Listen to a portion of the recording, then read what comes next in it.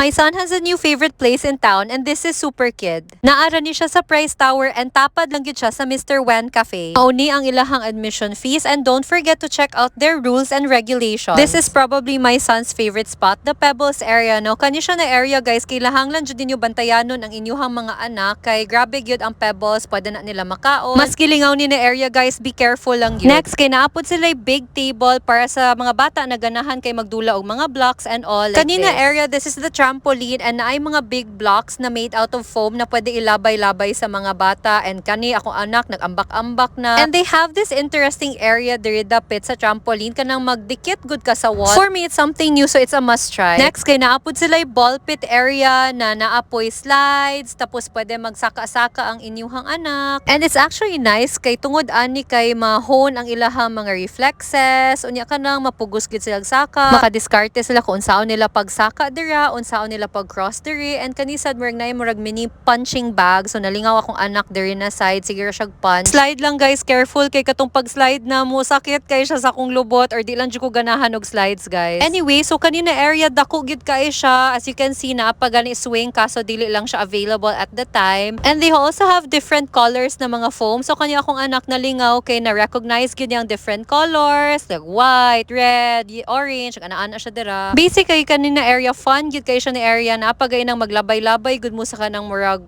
wall good unya maka-hit mo og coins per wa may na-hit akong anak oy. Murag gikapoy na akong anak diri na area ni sibat na siya, and this time naana pud mi diri sa murag block section. Now kani like naay mga building blocks made out of foam and naapoy ka ng murag wall na pwede ka magdikit og mga blocks, iporma-porma nimo and all. My son and I, we spent the most time here, so habang nagadula siya ana ako diri naglingkod kay astang gikapoy na ko ani na point guys.